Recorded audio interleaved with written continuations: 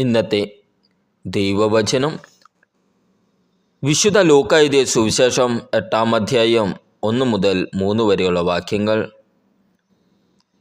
യേശു പട്ടണങ്ങളിലും ഗ്രാമങ്ങളിലും ചുറ്റി സഞ്ചരിച്ച് പ്രസംഗിക്കുകയും ദൈവരാജ്യത്തിൻ്റെ സുവിശേഷം അറിയിക്കുകയും ചെയ്തു.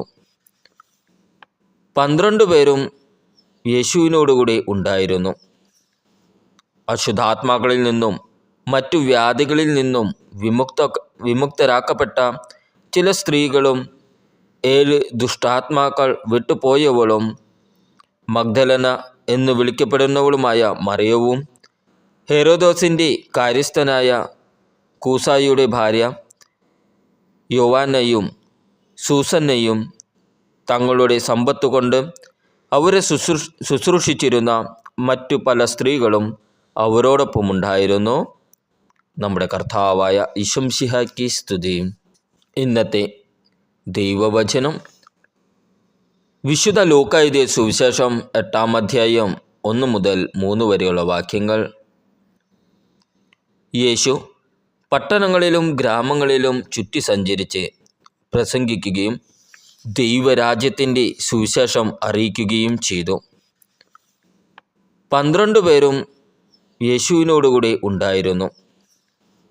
അശുദ്ധാത്മാക്കളിൽ നിന്നും മറ്റു വ്യാധികളിൽ നിന്നും വിമുക്തരാക്കപ്പെട്ട ചില സ്ത്രീകളും 7 ദുഷ്ടാത്മാക്കൾ വിട്ടുപോയവളും മഗ്ദലന എന്ന് വിളിക്കപ്പെടുന്നവളുമായ മറിയവും ഹെരോദോസിൻ്റെ കാര്യസ്ഥനായ കൂസായിയുടെ ഭാര്യ യോവാന്നയും സൂസന്നയും തങ്ങളുടെ സമ്പത്തുകൊണ്ട് അവരെ ശുശ്രൂഷിച്ചിരുന്ന മറ്റു പല സ്ത്രീകളും അവരോടൊപ്പമുണ്ടായിരുന്നു.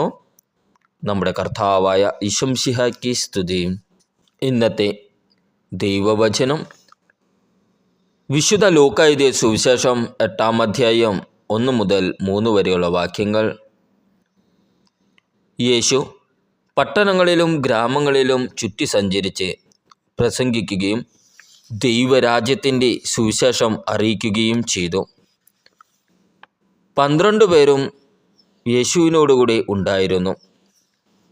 അശുദ്ധാത്മാക്കളിൽ നിന്നും മറ്റു വ്യാധികളിൽ നിന്നും വിമുക്തരാക്കപ്പെട്ട ചില സ്ത്രീകളും 7 ദുഷ്ടാത്മാക്കൾ വിട്ടുപോയവളും മഗ്ദലന എന്ന് വിളിക്കപ്പെടുന്നവളുമായ മറിയവും ഹെരോദോസിൻ്റെ കാര്യസ്ഥനായ കൂസായിയുടെ ഭാര്യ യോവാന്നയും സൂസന്നയും തങ്ങളുടെ സമ്പത്തുകൊണ്ട് അവരെ ശുശ്രൂഷിച്ചിരുന്ന മറ്റു പല സ്ത്രീകളും അവരോടൊപ്പമുണ്ടായിരുന്നു.